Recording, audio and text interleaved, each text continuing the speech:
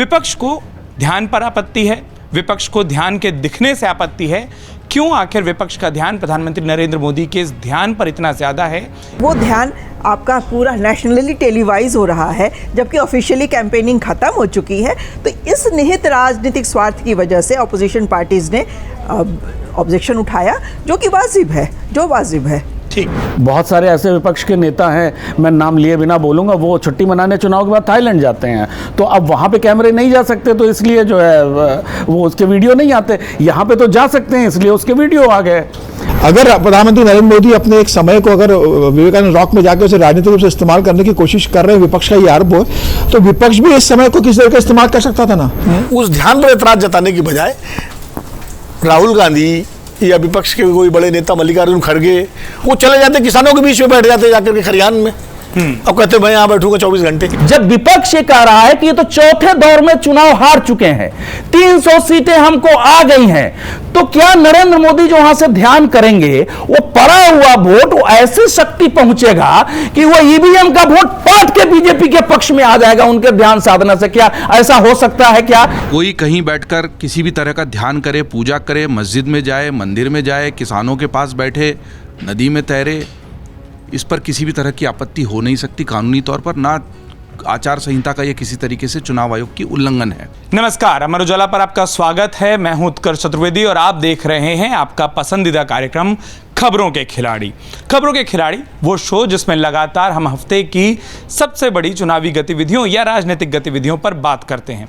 चुनावी इसलिए कहा क्योंकि पिछले महीनों से 2 से 3 महीनों से ये देश चुनावों में चल रहा है और अब जब मतदाताओं ने अपने हिस्से की जिम्मेदारी को पूरा कर दिया है, देखना यह है कि राजनीति किस ओर करवट लेती है।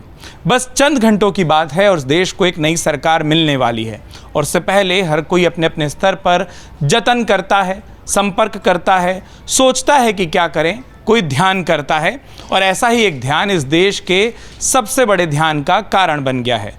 प्रधानमंत्री नरेंद्र मोदी वो ध्यान पर गए, उन्होंने मेडिटेशन करने की बात कही और जैसे ही वो तस्वीरें सामने आई, विपक्ष की ओर से एक आवाज़ भी सामने आने लगी।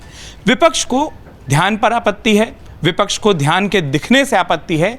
क्यों आखिर विपक्ष का ध्यान प्रधानमंत्री नरेंद्र मोदी के इस ध्यान पर इतना ज़्यादा है, इसी विषय पर चर्चा करेंगे और हमेशा की तरह एक वो पैनल हमारे साथ मौजूद होगा जो तमाम एंगलों को कवर कर सके, उन आपत्तियों के कारणों को समझा सके, उस ध्यान के प्रभाव को भी हमें बता सके। बिना किसी देरी के अपने इस पैनल का परिचय आपसे करवाता हूं। हमेशा की तरह हम लोग जैसा कहते हैं, हमारे अभिभावक विनोद जी हमारे बीच मौजूद हैं, पूर्णिमा जी मौजूद हैं और चेहरे पर मुस्कुराहट है। धीरे धीरे जब चर्चा शुरू होगी तो मुस्कुराहट के कारण भी सामने आएंगे। हालांकि मुस्कुराहट की बात करिए तो अनुराग जी का परिचय देना लाजमी हो जाता है। समीर जी, इस पूरे ध्यान का प्लान कैसे बना, क्यों बना और क्या कोई कारण से भी बना, वो आपसे ज़रूर जानना चाहेंगे। और अवधेश जी, लगातार हमने जब देखा था अयोध्या में राम मंदिर का सिलसिला आया था, आध्यात्म, ध्यान और धर्म, इन 3 विषयों पर किस तरीके से बातें हो सकती है उसको रखा जाएगा। और जो तमाम सवाल उठ रहे हैं उन कैमरों पर या मीडिया की भूमिका पर, तो एक संपादकीय दृष्टि जयदीप कर्णिक जी जो संपादक हैं अमर उजाला के, उनसे भी बात होगी कि आखिरकार ये पूरा जो ध्यान है इस पर इतने सवाल आखिरकार उठ क्यों रहे हैं। लेकिन पूर्णिमा जी, शो की परंपरा है, एक अंतराल के बाद मैं शो का हिस्सा हो रहा हूँ, लेकिन उस परंपरा को कायम रखते हैं। पहला सवाल आप ही से करते हैं कि ऐसा तो नहीं है कि पहली बार जब चुनाव प्रचार खत्म हो रहा हो हमने किसी भी नेता को या उम्मीदवार को न देखा हो कि किसी तरीके की एक्टिविटियों में इन्वॉल्व हो रहा हो। मुझे कर्नाटक का चुनाव याद आता है और हम ही लोगों ने उन तस्वीरों पर भी जिक्र किया था कि कैसे कांग्रेस की जो बड़ी नेता हैं वो हिमाचल गए और वहाँ पर मंदिरों पर दर्शन किया। अक्सर रिपोर्टर ये काम करते हैं कि प्रचार खत्म होने के बाद नेताओं से पूछते हैं क्या करेंगे और नेता मंदिर मंदिर घूमते दिखाई भी देते हैं। तो जब प्रधानमंत्री नरेंद्र मोदी ने कहा कि वो ध्यान करेंगे, वो बात सामने आई, वो तस्वीरें सामने आई, कोई 24 घंटे के लाइव टेलीकास्ट नहीं हुए, फिर भी इतनी आपत्ति क्यों? कुछ बयान अगर आपको भी ध्यान होंगे, मैं वहीं से शुरू कर दूं। किसी ने कहा कि घर पर कर लेते, किसी ने कहा कि इतनी पुलिस बंदोबस्त, कैमरा क्यों ले गए, किसी ने कहा कि ध्यान बटाने के लिए ध्यान हो रहा है। तो ध्यान पर ये राजनीति क्यों शुरू हो गई? नहीं उत्कर्ष जी, देखिए, ध्यान से किसी को कोई आपत्ति नहीं है। आप ध्यान करें जितने घंटे, महीने, कोई उसमें किसी को ऐतराज़ नहीं है। ऐतराज़ इसलिए हुआ कि उस ध्यान के पीछे एक निहित राजनीतिक मकसद दिखाई दिया सबको, और वो मकसद इसलिए कि इस लास्ट फेज़ की वोटिंग में वेस्ट बंगाल की सीटें आज लास्ट फेज़ की वोटिंग में जा रही हैं, विवेकानंद रॉक पे जाके करना, विवेकानंद जी का वेस्ट बंगाल से एक नाता रहा है। और अभी पिछले दिनों ममता जी ने कुछ रामकृष्ण मिशन के मॉन्क्स पे एक कुछ अशोभनीय टिप्पणी कर दी थी, तो ये मान के चला जा रहा है कि कुछ वेस्ट बंगाल में उनसे मतलब जो इस मिशन से जुड़े लोग हैं वो उनकी नाराज़गी है।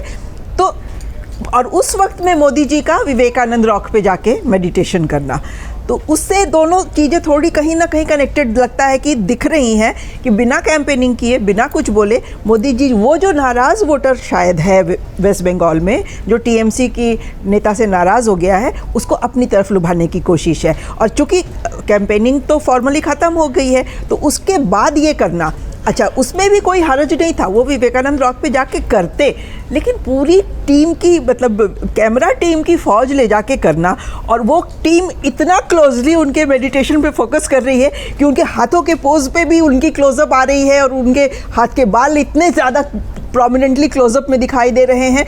तो ध्यान का मतलब तो ये नहीं होता है ना, मेडिटेशन जो हम जानते हैं वो अपने आप में आत्मसात अपने आप को करने की प्रवृत्ति होती है, वो आप कहीं भी कभी भी किसी भी तरह से कर सकते हैं, लेकिन पूरा का पूरा प्रोडक्शन यूनिट लेके आप जा रहे हैं और वो ध्यान आपका पूरा नेशनली टेलीवाइज हो रहा है, जबकि ऑफिशियली कैंपेनिंग ख़त्म हो चुकी है। तो इस निहित राजनीतिक स्वार्थ की वजह से अपोजिशन पार्टीज़ ने ऑब्जेक्शन उठाया, जो कि वाजिब है, जो वाजिब है। ठीक है अनुराग जी, यही सवाल आपके पास ले जाता हूँ। जो पूर्णिमा जी ने लाइन कही वही लाइन उधार लेते हुए कि ध्यान से दिक्कत नहीं है, ध्यान को बड़े ध्यान से दिखाया जा रहा है, इस बात से दिक्कत है। एक इसमें 3-4 चीज़ें बहुत इम्पॉर्टेंट हैं। एक तो ये है, जैसे पूर्णिमा जी ने कहा कि उनके कैमरा यूनिट लगी हुई है, उनके बाल तक बड़े क्लोजली दिखाई दे रहे हैं। ऐसे तो अगर हम चलेंगे तो राहुल जी भी बहुत सारे ऐसे चीज़ें करते हैं जिसमें उनके साथ भी कैमरा यूनिट्स चलती हैं, सारे नेताओं के साथ चलती हैं, मीडिया का काम ही यही है दिखाना। अच्छा, इसमें एक चीज़ जो सबसे इम्पॉर्टेंट चीज़ है कि अपोजिशन की पॉलिटिकल विजडम, नरेंद्र मोदी जी ने जैसे 400 पार से गोली फेंक के विपक्ष को पूरा कंफ्यूज कर दिया था और वो खुद ही हिट विकेट हो गया, उसी तरह से ये विवेकानंद जी की जगह पे जाके उस एक तरह से उसको कॉपी करके या उसको एक तरह से एक प्रतीक बना के जो है जिस तरह से उन्होंने ध्यान किया, उससे विपक्ष फिर क्लीन बोल्ड हो गया। अगर विपक्ष इसको इतना बड़ा हंगामा ना मचाता तो ये एक साधारण घटना होती। तो कैंपेन ना होते हुए भी एक बहुत बड़ा कैंपेन हो गया। नंबर 1, विपक्ष ने क्या किया, जो विपक्ष की थोड़ी सी प्रवृत्ति है कि जो भी ऐसी चीज़, ऐसी एक्टिविटी जो सनातन से कनेक्ट करती है उसको अपोज करना एक उनके अपीजमेंट की राजनीति का एक हिस्सा है। वो इन्होंने यहां भी किया कि शायद वेस्ट बंगाल का जो मुस्लिम मतदाता है वो ध्यान का विरोध करके उनके साथ कहीं ना कहीं आके खड़ा हो जाए। तो एक तरह से विपक्ष ने अपनी राजनीति करी और पक्ष ने अपनी राजनीति करी। इसमें कौन ज्यादा सफल हुआ, सफल तो दोनों हुए हैं, लेकिन कौन ज्यादा सफल हुआ ये ईवीएम बता पाएगा, उसके पहले नहीं कुछ पता चलेगा। एक बात और, हम राजनेता को एक सुपर ह्यूमन क्यों समझते हैं? वो भी हमारे आपकी तरह एक साधारण इंसान है, अल्टीमेटली तो इंसान है। अगर हम सभी एक लंबे दौर के थकान के बाद एक चाहते हैं कि एक हमारी छुट्टी का हो, एक लेजर टाइम हो जिसमें हम अपनी पसंद के काम कर सकें, अगर प्रधानमंत्री मोदी जी ने उसको किया तो हम क्या उसको गलत कह रहे हैं कि वो जी उन्हें छुट्टी नहीं, या उनको आराम नहीं करना चाहिए? एक लगातार 2 महीने के एक लंबे अंतराल के बाद, थकाऊ चुनावी कैंपेन्स के बाद उनको आराम नहीं करना चाहिए? एक दूसरा इंसान कर सकता है, क्या वो इंसान नहीं है?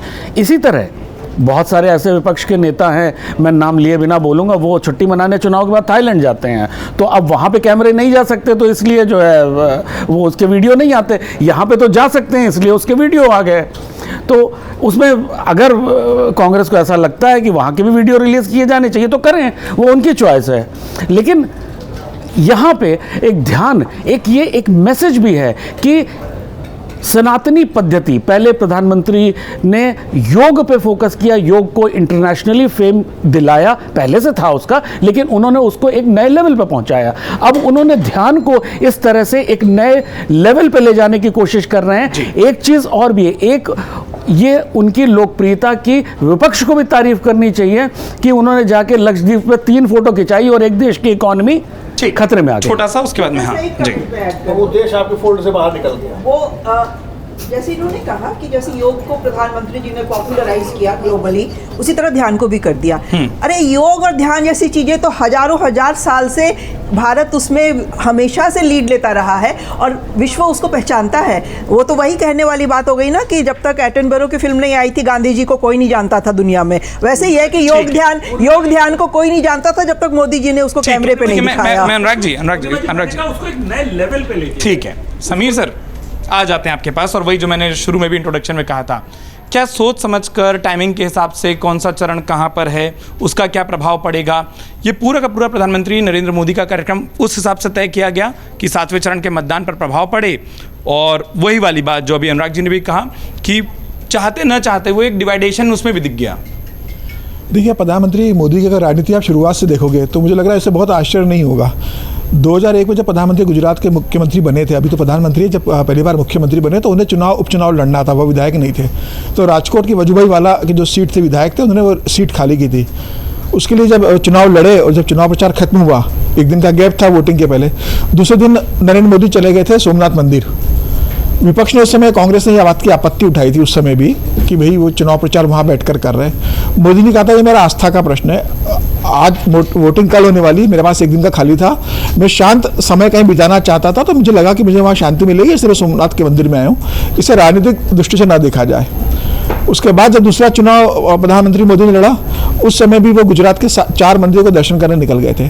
तो प्रधानमंत्री मोदी को जब समय मिलता है, ये बात सही है कि देखिए कि वो राजनेता तो है ही, आप एक बड़ा राजनीतिक व्यक्ति तो एक राजनीतिक रूप से किसी अपने कार्यक्रम को इस्तेमाल करे किसी भी तरीके से, तो उसको गलत ठहराया नहीं जा सकता।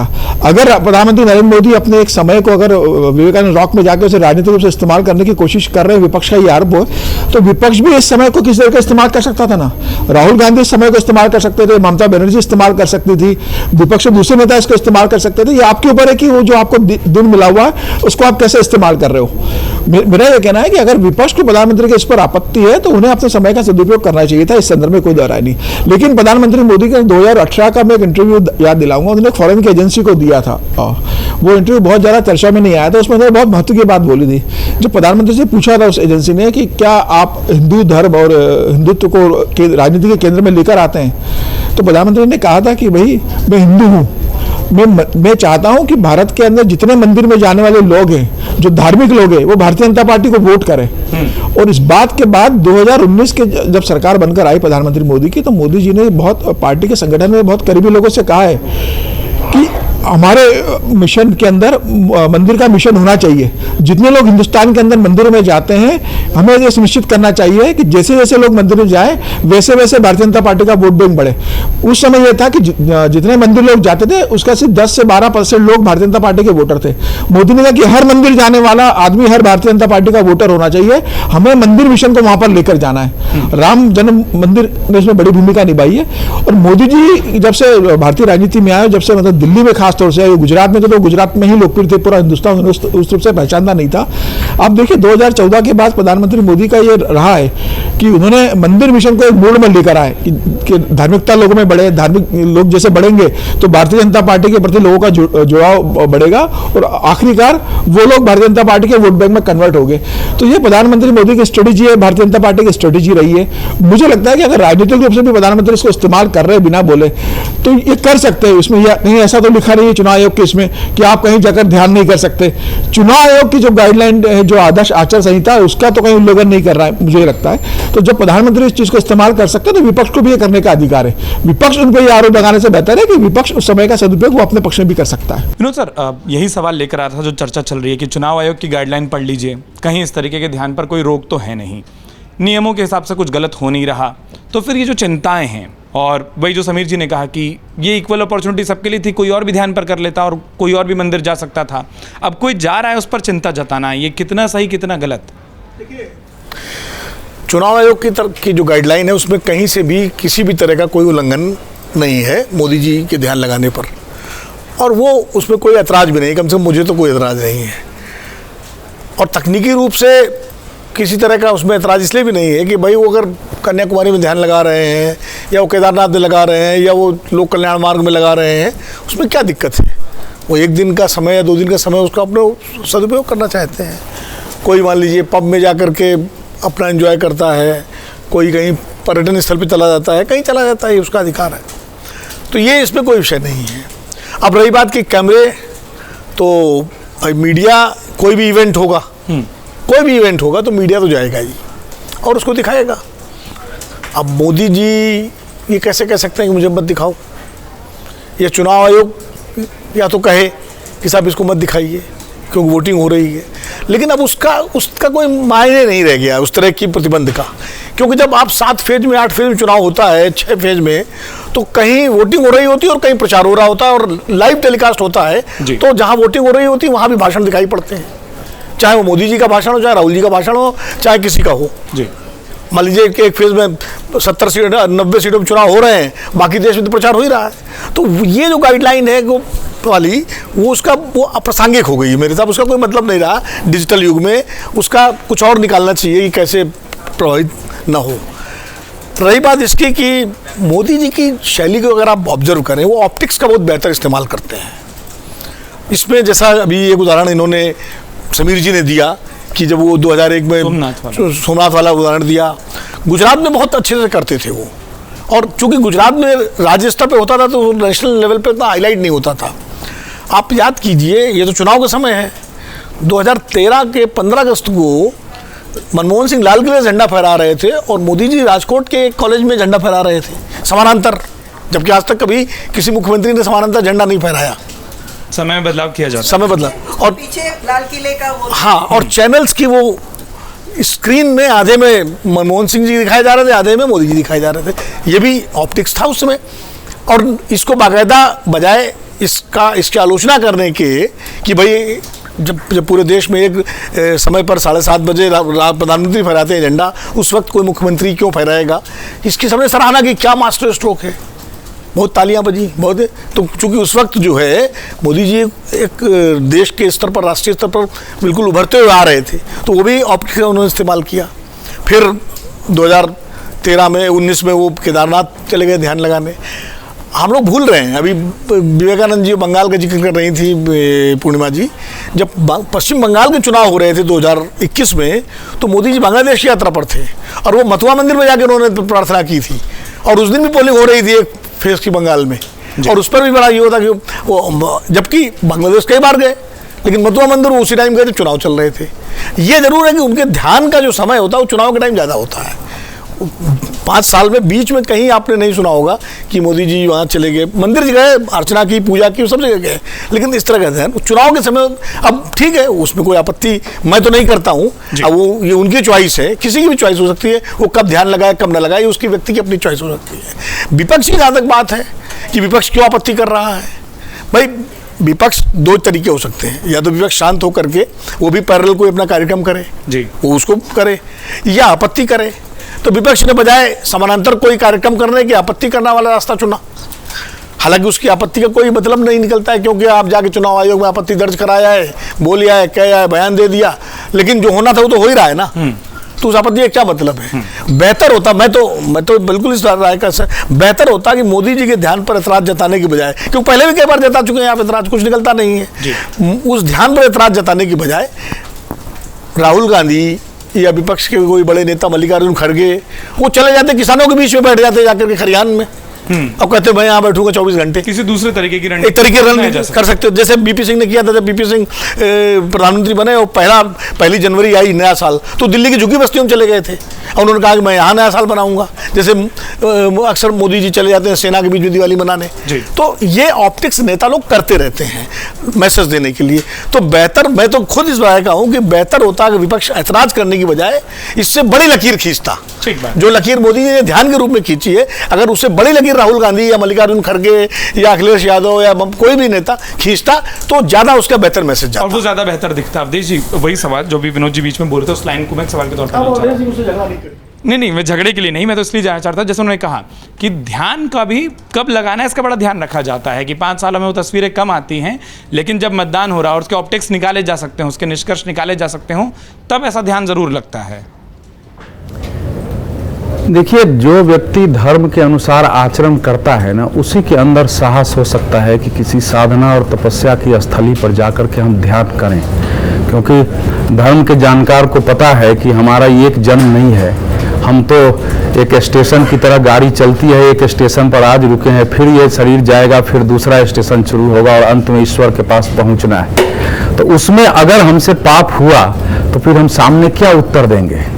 क्योंकि ये हम सब लोगों ने क्या है, भारत का दुर्भाग्य है कि गांधी जी कहते थे कि पश्चिमी सभ्यता का सबसे बड़ा जो दुखद पहलू है ये है कि शरीर को ही, भौतिकता को ही सब कुछ मान लेता है और सब कुछ शरीर सुख के इर्द गिर्द, सारे चिंतन, राजनीति, सब कुछ शरीर सुख के इर्द गिर्द है। भारत इसी से बाहर निकालता है कि शरीर तुम्हारा नश्वर है, ये शरीर जो है उससे बाहर निकल के जब सोचोगे तब तुमको सत्य दिखाई देगा।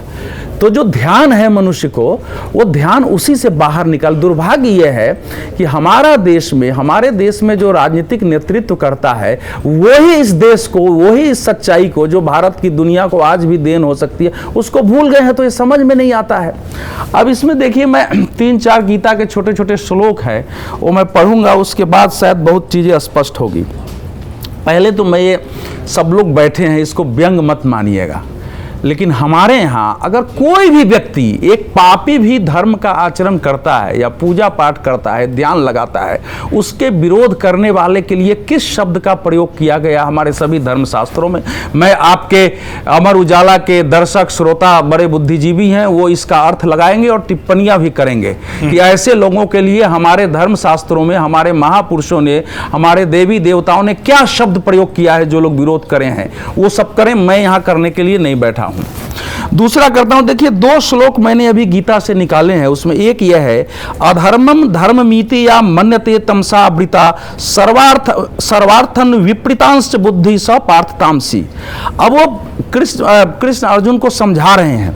वो पूछता है ना, भाई अधर्म क्या है आप जो बता रहे हैं? तो वो कह रहे हैं कि हे पार्थ, तमो गुण से घिरी हुई जो बुद्धि, मतलब जब आप तमोगुण से घिरते हैं ना, तो धर्म अधर्म और अधर्म धर्म दिखाई देता है, चीजें उल्टी दिखाई देती है, वही अधर्म है, वही तामसी है। तो अगर आप उस प्रकार के भाव से घिरे हुए हैं तो आपको चीजें उल्टी दिखाई दे। उसी ढंग से एक श्लोक और है, अधर्मम प्रतिषिद्धम धर्मम विहितम इति या मन्यते जानाति तमसा आवृति सति सर्वार्थाना सर्वानेव गेय पदार्थान विपरीतांश विपरीतान विजानति बुद्धि सा पार्थ तामसी। अब वो कहते हैं, हे पार्थ, जो अज्ञान अंधकार से आवृत जो बुद्धि है और जो ऐसे लोग हैं तमस से भरे हुए, वो हमेशा अधर्म को धर्म और धर्म को धर्म मानते हैं, सभी पदार्थों को विपरीत रूप में देखते हैं, वह तामसी बुद्धि है। इससे अलग होकर आचरण करो। तो आप अगर इस समय भारतीय राजनीति को देखेंगे, इसके दोनों पक्ष हैं, तो आपको बिल्कुल दिखाई देगा कि श्री कृष्ण भगवान ने किनके लिए ये सारे शब्द प्रयोग किए हैं। ये भी आपके दर्शक और आपके श्रोता तय करके अवश्य इस पर प्रतिक्रिया व्यक्त करेंगे। अब मैं आपको आगे आता हूं, लेकिन मैं फिर कहता हूं कि हमारे यहाँ यह भी कहा गया है कि धर्मस्य दुर्लभो ज्ञाता सम्यक वक्ता ततो अपि च श्रोता ततो अपि श्रद्धावान कर्ता को अपि ततः शुद्धि। यानी धर्म को जानने वाला दुर्लभ होता है, उसे श्रेष्ठ तरीके से बताने वाला उससे भी दुर्लभ होता है, श्रद्धा से सुनने वाला उससे दुर्लभ, और धर्म का आचरण उसके अनुरूप करने वाले बुद्धिमान उससे भी दुर्लभ होते हैं। इसलिए इसमें आश्चर्य भी हमको नहीं होना चाहिए। तो ये जो जब हम ध्यान करते हैं, देखिए आप जब युद्ध हो रहा था, जब महाभारत का युद्ध था, जब समाप्त होने लगा, तो कृष्ण ने पांडवों को क्या कहा कि अब क्रोध से बाहर निकल के तुमको अब रचना करनी है, तुमको निर्माण करना है, इसलिए पहले ध्यान में जाओ। बहुत लोगों के विरुद्ध तुम्हारे अंदर गुस्सा होगा, अभी भी क्रोध होगा, उससे बाहर निकलो। तो जब आप चुनाव लड़ते हैं, चुनाव के समय जो देश का नेता है अनेक गुस्से में हमले करते हैं, किसी के प्रति दुराग्रह पैदा होता है, उन सब से बाहर निकाल के देश और समाज के कल्याण के भाव से फिर से सकारात्मक दृष्टि से आना है। तो विवेकानंद सेला से बड़ा कौन सा जगह हो सकता है जहां उन्होंने 3 दिनों तक ध्यान किया, और ध्यान के बाद जब उनको साधना, तो उन्होंने क्या कहा है कि अब मुझे मोक्ष नहीं चाहिए, जब तक ये मेरी भारत माता रो रही है, जब तक ये गुलामी की दास्ता की जंजीरों से जकड़ी हुई है, इसकी मुक्ति के लिए ऐसे मनुष्यों का निर्माण नहीं करता हूं, तब तक मुझे मोक्ष नहीं चाहिए। और वहां से वो ज्ञान लेके आए हैं। तो अगर वहां से देश के प्रधानमंत्री जाते हैं तो उसको आप उस ढंग से जब लेते हैं, राजनीतिक रूप से किसी के विरोध करने में समस्या कहीं नहीं होती है। लेकिन जैसा समीर जी ने कहा, थोड़ा बहुत विनोद जी ने भी कहा, आपको किसी ने रोका है। अगर वो 2014 के चुनाव में नरेंद्र मोदी को यह लगता है कि रायगढ़ के किले में जाने से भी देश को प्रेरणा मिल सकती है और मुझे मानसिक शांति और भविष्य में भारत की सेवा की प्रेरणा मिल सकती है, ये दूसरे लोगों को अगर नहीं मिला है तो इसमें दोष किसका है भाई? अगर उनको प्रेरणा मिलती है कि केदारनाथ की एक गुफा में बैठ के शांति मिलेगी और मैं क्रोध से बाहर आऊंगा, शरीर से बाहर आकर के सबको, जिसको कहा गया है कि वो मातृभूमि पृथ्व्या पुत्रो, हम ये कहा गया है ना कि सब सभी धरती पर पैदा लिए हो कि एक अनुसार मैं देखने के योग्य हो जाऊंगा। अगर केदारनाथ से वो पैदा होता है और दूसरे को नहीं दिखाई देता है तो इसमें दूसरे का क्या दोष है कि आपने नहीं देखा, आपने नहीं किया। मीडिया आपको भी उतना ही कवरेज देती अगर आप करते होते तो, आपने नहीं किया है। अब अंतिम बात देखो, अगर क्या जब विपक्ष ये कह रहा है कि ये तो चौथे दौर में चुनाव हार चुके हैं, 300 सीटें हमको आ गई हैं, तो क्या नरेंद्र मोदी जो वहां से ध्यान करेंगे वो पड़ा हुआ वोट वो ऐसे शक्ति पहुंचेगा कि वो ईवीएम का वोट पाट के बीजेपी के पक्ष में आ जाएगा उनके ध्यान साधना से? क्या ऐसा हो सकता है क्या, ये जो आप कह रहे हैं? दूसरी बात की जो मत डालने वाले लोग हैं, क्या वहां से आती हुई इस तस्वीरों को देखकर वो अपना मन बदल लेंगे और वोट डाल लेंगे बीजेपी का? ये तो मतदाताओं के भी बुद्धि पर, अगर आपको ये भय है तो इसका मतलब है कि आपको पता है कि हमको भी ये करना चाहिए। लेकिन सेकुलर फंडामेंटलिज्म, जो सेकुलर कट्टरवाद रहा है कि हमने हिंदुत्व के आधार पर कोई ध्यान साधना किया तो हमारा मुस्लिम वोट कहीं कट जाएगा, तो ये जानते हुए भी कि इससे क्षति हो सकती है, आप वो करने के लिए तैयार नहीं होते हैं। अवधेश जी, आज ना 3 अपवाद हो गए। पहली बात, वो जो होता था कि विरोधाभासी कमेंट आते थे, आज सहमति दिखाई दे गई। दूसरा कि हम लोगों को राजनीति मिलती थी, आज बुद्धिजीविता और वो धर्म थोड़ा समझ गए।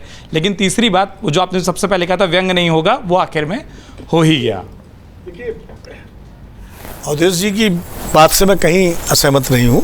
अवधेश जी की बात, मुझे लगता है कि कहीं ना कहीं हमारे मानस में सेकुलरिज्म को लेकर के बड़ा कुंठा है। सेकुलरिज्म कभी भी ध्यान लगाने से किसी को नहीं रोकता। गांधी से बड़ा कौन सेकुलर था? वो प्रार्थना भी करते थे, ध्यान भी करते थे, सब करते थे।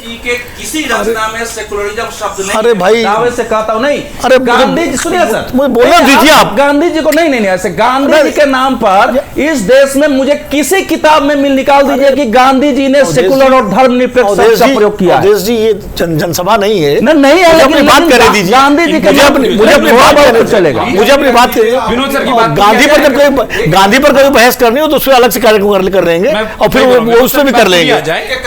क्यों? मैंने गांधी को रिचर्ड एटनबरो की फिल्म से नहीं जाना है। मैंने गांधी को बहुत पहले से, मैंने भी जाना, आपने भी जाना होगा। 1982 से पहले गांधी को जो है मैंने जाना, इसलिए गांधी पर कर लेंगे बहस। अपनी बात, लेकिन मैं जो कह रहा हूं, सेकुलरिज्म का मतलब जो बार बार ये कहा जाता है कि वो धर्मनिरपेक्षता मतलब नास्तिकता है। धर्मनिरपेक्षता नास्तिकता नहीं है, ये मेरा कहने का मतलब है। मैं तो तुलसीदास को भी सेकुलर मानता हूं, मैं तो विवेकानंद को भी सेकुलर मानता हूं। सेकुलर का मतलब मेरे दृष्टि से धर्मनिरपेक्षता नहीं, सर्वधर्म समभाव और सब धर्मों का सम्मान करना है। समझे? वो धर्मनिरपेक्षता हम वेस्टर्न कॉन्सेप्ट में जब ले लेते हैं, वो नहीं है। भारत के संदर्भ में धर्मनिरपेक्षता एक अलग उसका मतलब है। इसलिए मैं कह रहा हूं कि ध्यान जो है वो भारतीय संस्कृति का हिस्सा है और ध्यान इस देश में मोदी जी से पहले भी लोगों ने लगाया है, आगे भी लगाते रहेंगे और मोदी जी भी लगा रहे हैं। इसलिए मुझे उनको ध्यान पे कोई आपत्ति नहीं है। मैं खाली ये कहना चाहता हूं कि जरूरी नहीं है कि सब जो मोदी जी कर रहे हैं वही राहुल गांधी कर रहे हैं, जो राहुल गांधी कर रहे हैं वो कोई दूसरा नेता करे। हर नेता की हर एक अपनी शैली, अपना काम करने का तरीका होता है। तो एक व्यक्ति अगर ध्यान लगा रहा है वो स्वागत योग्य है, दूसरा नहीं लगा रहा है तो उसकी निंदा क्यों? उसकी आलोचना क्यों? वो उसका अपना काम है, वो कहाँ कर रहा है, कहाँ समय दे रहा है, कहाँ, ये उसका व्यक्तिगत फैसला है। पर आपने पिछली बार बेहतर कहा था ना कि आप दूसरी रणनीति पर नहीं, वो रणनीति करें, वो अच्छी बात, वो उनके हित में होती, लेकिन अगर वो नहीं कर रहे हैं तो उनको एकदम से धर्म विरोधी कह देना कि चूंकि वो हिंदुत्व के खिलाफ है इसलिए ध्यान नहीं लगा रहे हैं, ये मुझे लगता है थोड़ा ज्यादा हो जाता है। मेरा कहने का मतलब हर व्यक्ति की स्वतंत्रता है और हर व्यक्ति को, किसी को ध्यान लगाने की स्वतंत्रता है, किसी को ध्यान से इतर कुछ और करने की स्वतंत्रता है। हमें उस हर एक की स्वतंत्रता का सम्मान करना चाहिए। इस शो के कुछ मतलब निर्धारित अवयव हैं, वो पूरे हुए बिना शो आगे बढ़ नहीं पाता। आप दोनों का ये जो प्रेम है ये नहीं हो पाता। हाँ, पहले तो यह है कि मैं विनोद जी से आग्रह करूंगा कि थोड़ा थोड़ा टोक टाक पर नाराज नहीं होना चाहिए, ये भी डिबेट की सुंदरता होती बीच में बोले है। इसलिए ये भी डिबेट की सुंदरता नाराज होती नहीं है। हुआ, आप बीच में बोले इसलिए मुझे नहीं, बोलना नहीं, पड़ा। थोड़ा बहुत क्यों मेरी बात एक आध लाइन सुनिए, एक दो लाइन टोक टाक चलता है, पुराने डिबेटर है। नहीं, नहीं, ऐसा आप नहीं। समाजवादियों के सुनिए सब जब हम लोग रहे हैं ऐसे थोड़े बहुत हमको भी लोग टोकता है, मुझे कभी कोई दिक्कत होती नहीं, नहीं। नहीं, आप अब मैं ये कह रहा हूँ, वाक्य पूरा नहीं हुआ, आप एकदम कूद पड़े, इसमें आपत्ति हुई ना।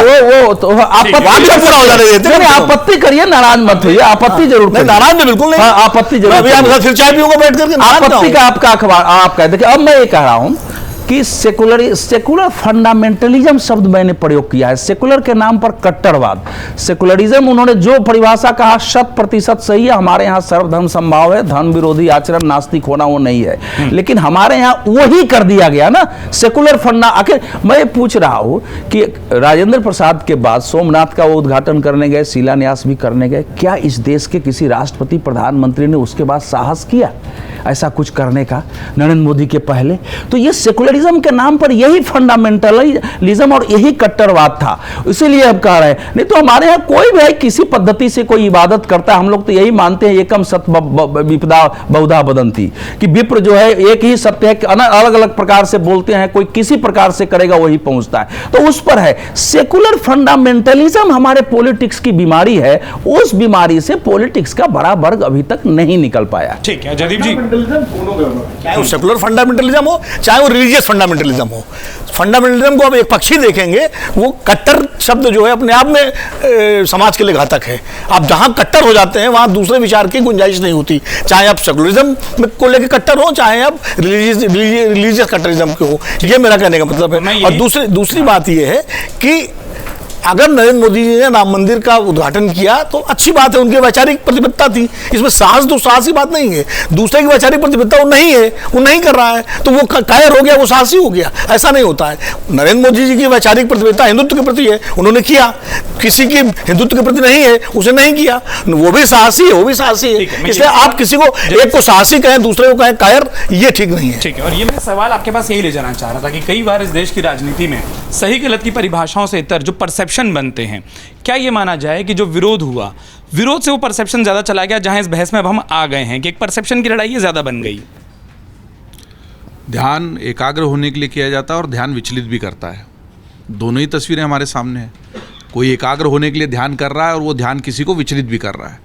विचलित इस हद तक कर रहा है कि हमको यहाँ खबरों के खिलाड़ी में मोदी जी की तपस्या और विपक्ष की समस्या इस विषय के साथ इतनी लंबी चर्चा करनी पड़ी। चर्चा बहुत अच्छी रही, बहुत सारे पक्ष और पहलू आ गए हैं।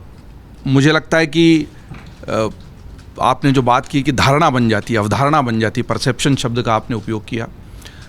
लड़ाई अवधारणाओं की है। सत्य कहीं और बैठा है, उसकी परछाइयाँ आपस में लड़ रही हैं। सत्य तक पहुंचना आसान नहीं है, केवल कहीं बैठ जाने से या कुछ कह देने से लोग सत्य तक नहीं पहुंच पाएंगे, वो अलग बहस का मुद्दा है। पिछले दो हमारे जो बहुत अच्छे खबरों के खिलाड़ी के एपिसोड हुए हैं, उनमें विषय ऐसे निकले हैं कि उन पर अपने आप में एक अलग चर्चा होनी चाहिए। पिछली बार हिंदू वोट बैंक और मुसलमान वोट बैंक को लेकर बड़ी ज़बरदस्त चर्चा हुई और ऐसा लगा कि विषयांतर हो रहा है, लेकिन शायद अलग से बात करेंगे। ऐसे ही सेकुलर और सेकुलर फंडामेंटलिज्म यानी धर्मनिरपेक्षता और कट्टर धर्मनिरपेक्षता, ऐसे मुद्दे उभर कर आए और मैं चाहूँगा कि इस पर हम अच्छी वैचारिक बहस करें, क्योंकि हमने वैचारिक बहस के लिए ही, चिंतन के लिए, चर्चा के लिए ही ये मंच तैयार किया है। अब आज की जहाँ तक मुद्दे की बात है उत्कर्ष, बहुत अच्छे तरीके से सारी बातें आ गई है। कोई कहीं बैठकर किसी भी तरह का ध्यान करे, पूजा करे, मस्जिद में जाए, मंदिर में जाए, किसानों के पास बैठे, नदी में तैरे, इस पर किसी भी तरह की आपत्ति हो नहीं सकती कानूनी तौर पर। ना आचार संहिता का यह किसी तरीके से चुनाव आयोग की उल्लंघन है। अब प्रधानमंत्री नरेंद्र मोदी ये कर रहे हैं, उसमें समीर चौकांकर जी ने जो पुरानी यात्रा भी उनकी बता दी। जिन लोगों को नहीं पता होगा, ऐसा नहीं है कि केवल केदारनाथ हुआ है और केवल कन्याकुमारी हुआ है, उसके पहले से वो परिपाटी रही है। और मैं इस बात से पूरी तरह सहमत हूँ कि अगर वो प्रतीकों को छू रहे हैं तो प्रतीकों को छूने की उनकी ये जो कला है वो उनकी राजनीति का हिस्सा है। और कोई अगर ये कहता है कि ये प्रचार का हिस्सा नहीं है तो मैं उससे असहमत हूँ। ये बाकायदा प्रचार का हिस्सा है और इसको उसी तरीके से कहा भी जाना चाहिए। लेकिन इस तरह का प्रचार करने से आपको भी किसी ने रोका नहीं है, ये उससे आगे की बड़ी बात है। कोई ये कहता है कि केवल उन्होंने अपनी आंतरिक शांति के लिए, आध्यात्मिक शक्ति के लिए, स्वयं से एकाग्र होने के लिए ये किया है, तो वो भी उतना ही बड़ा झूठ है। जैसे केदारनाथ की तपस्या प्रचार का हिस्सा थी, जैसे सोमनाथ जाना है, वो प्रतीकों को छूते हैं। संसद की देहरी पर उन्होंने माथा टेका, प्रतीक था। मैं फिर कह रहा हूँ, आप भी छू लेते उस प्रतीक को। अपनी पहली शपथ लेने से पहले वो राजघाट पर गांधी जी की समाधि स्थल पर गए, आप भी चले जाते। उन्होंने आसपास के पूरे देशों को यहाँ पर बुलाया अपनी पहली शपथ समारोह में, आप कर लेते। G20 का उन्होंने जिस तरीके से विशाल पूरा आयोजन किया और एक प्रतीक को गढ़ा और वैश्विक नेता के तौर पर भारत की और खुद की छवि को प्रस्तुत करने की कोशिश की, वो की। प्रतीकों को छूना उनकी राजनीतिक कला का हिस्सा है। वो कला आपको नहीं आती है तो आप सिर्फ आलोचना करके खुद को और ख़राब कर रहे हैं। और उसमें वो दिक्कत है जो विनोद जी और अवधेश जी की बात के बीच से कहीं बात निकलती है। अगर वो उस विवेकानंद शिला पर बैठे हैं जो अपने आप में ऐतिहासिक है और उसके पूरे इतिहास का वर्णन हम कर चुके हैं, तो ममता बनर्जी को दक्षिणेश्वर के काली मंदिर में जाकर साधना करने से किसने रोका है? लेकिन अगर दक्षिणेश्वर के काली मंदिर में साधना होगी तो उन मुस्लिम मतदाताओं का क्या होगा जो टीएमसी को वोट देते हैं? इस कटु सत्य से आप इनकार नहीं कर सकते। आज राहुल गांधी अगर किसी मंदिर में जाकर साधना करने लगेंगे ऐसे बीच के 2 दिनों के अंतराल में, तो उन मतदाताओं का क्या होगा जो इस आधार पर उनको केवल हिंदू मान लेंगे और वोट नहीं देंगे? उस असमंजस में पड़े हुए विपक्ष को अगर ये कहना है कि आप वहाँ कैमरा ही लेकर मत जाइए, आप भी कैमरा लेकर कहीं साधना कर लीजिए। और विनोद जी ने तो बहुत ही अच्छा बीच का रास्ता बताया, आप किसानों के बीच बैठ जाइए। आपके पास नवाचार नहीं है, उस तरह के प्रतीक छूने और उन प्रतीकों तक पहुँचने की कला नहीं है, तो ये आपकी गलती है। लेकिन ये साधना प्रचार का हिस्सा नहीं है, ये भी कहना गलत है। चुनाव चल रहे हैं, राजनीति चल रही है। देश के प्रधानमंत्री भी प्रधानमंत्री होने के साथ साथ पूर्णकालिक राजनेता हैं, वो अपनी राजनीति कर रहे हैं। आप अपनी कीजिए, जिसकी राजनीति लोगों को प्रभावित करेगी उसको वोट मिलेंगे। तो उसको वोट मिलेंगे। और जैसा मैंने कहा था कि ये अंतिम कमेंट इस चर्चा में हम लेंगे। इस चर्चा को विराम देने से पहले 2 महत्वपूर्ण बातें। एक बात बहुत स्पष्ट है कि राजनीति अक्सर प्रतीकों पर होती है। आपका झुकाव, आपके प्रतीक, आपका जो मानना हो, कमेंट बॉक्स खुला है, अपनी राय आप वहां जाहिर कर सकते हैं कि किस तरफ के प्रतीकों पर आप राजनीति को कैसा देखते हैं। लेकिन उससे बड़ी बात, जब ये पूरी चर्चा आप देख रहे होंगे तो उसके ठीक बाद आपको एक काम और करना है, वो ये कि अमर उजाला लाइव आपके सामने होगा। और बिल्कुल लाइव आ जाइएगा, क्योंकि जब 7 चरण के मतदान पूरे हो चुके होंगे तो जो एग्जिट पोल आ रहे होंगे, जो नंबर आ रहे होंगे, और आंकड़ों की बात बहुत होना चाहिए, प्रतीकों की बात काफी हुई, 7 चरणों में हुई, तो आंकड़ों की जो बात होगी वो भी सबसे बेहतर ढंग से, सबसे बढ़िया ढंग से, जो आपको समझ आ सके, ढेर सारा गुणागणित कम हो, आपकी समझ में आए कि आखिरकार आंकड़े क्या कह रहे हैं, वो लेकर हम हाजिर होंगे। तो खबरों के खिलाड़ी को ठीक देखने के बाद आपको करना है कि अमर उजाला को लाइव देखना है और एग्जिट पोल के उन आंकड़ों को भी समझना है जो अलग अलग एजेंसियों के जरिए आएंगे। वो पोल ऑफ पोल क्या कहता है, वो हर एक पोल क्या कहता है, ये भी हम आपके बीच में लेकर आएंगे। आप सभी का अपना वक्त देने के लिए बहुत बहुत शुक्रिया। अगर आप ये वीडियो YouTube पर देख रहे हैं तो हमारे चैनल को सब्सक्राइब करें और बेल आइकन को दबाना ना भूलें। अगर आप Facebook पर ये वीडियो देख रहे हैं तो हमारे पेज को लाइक करें।